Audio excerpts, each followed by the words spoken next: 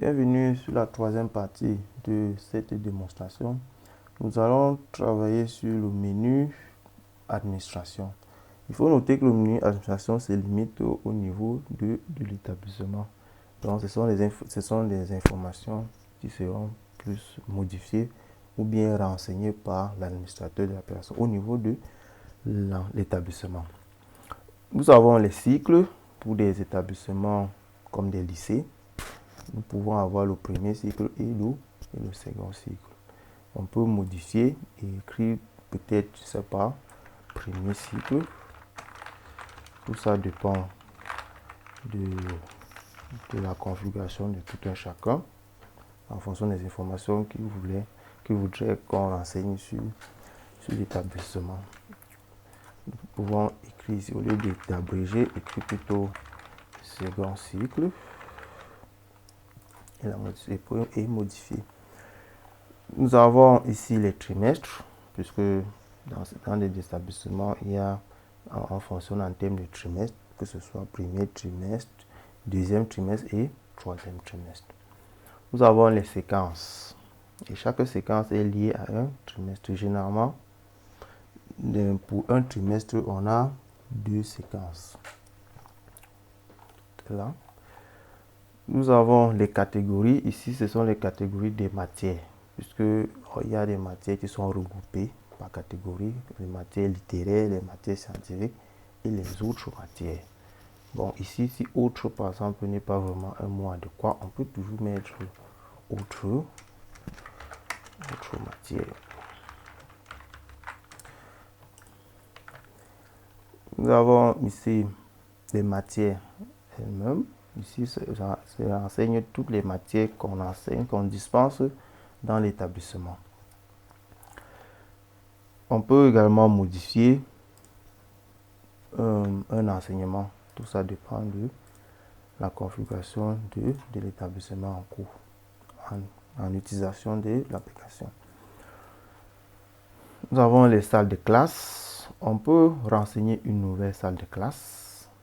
La salle de classe, on peut peut-être dire terminal, peut-être A, peut-être terminal C1. Là, c'est juste un exemple. L'abréviation, on met terminal C1. Là, c'est un établissement du second cycle. La classe précédente à la terminale C, c'est la première. On a la classe parent. Qu'est-ce que ça veut dire? Que c'est la classe qui regroupe la classe de la terminale C. La terminale, on a la classe suivante. Bon, en terminale, la classe suivante, il n'y a pas. On peut laisser cette case-là vide.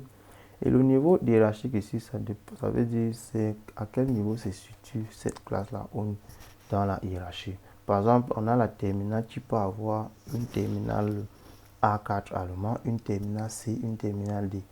Là, c'est pour faire un regroupement par classe. Ici, le niveau hiérarchique, c'est au deuxième niveau, puisque la terminale C1 est dans la terminale. Est-ce qu'elle possède une classe fille? Non, ça veut dire que dans la terminale C1, il n'y a plus une autre classe qui est en dessous de celle-ci. Et on enregistre. Là, on vient de renseigner une nouvelle classe. On peut même faire déjà une recherche là-dessus. C1, c'est là. Toujours au niveau de l'administration, pour des salles de classe, on peut avoir la liste. Voici la liste des salles de classe qui sont là. On peut également avoir la liste des classes principales. La liste des classes principales, ici sont les classes qui sont des parents des autres classes. Et vous êtes d'accord avec moi, c'est l'administrateur qui peut vraiment avoir accès à toutes ces informations, que ce soit pour la modification. Et nous avons ici un sous-menu d'administration qui est la suppression spéciale.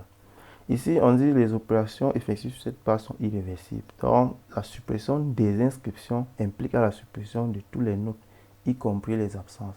Donc, si on supprime un élève sur cette partie-ci, on ne pourra plus avoir un historique de cet élève dans l'application. Et pour finir, on laisse la possibilité à l'administrateur de modifier le mot de passe des utilisateurs. Là, il va mettre l'identifiant de l'utilisateur et mettre le nouveau mot de passe de l'utilisateur. Ainsi, on a terminé avec le menu administration. Je vous donne donc rendez-vous à la prochaine vidéo pour présenter le menu élève. Merci.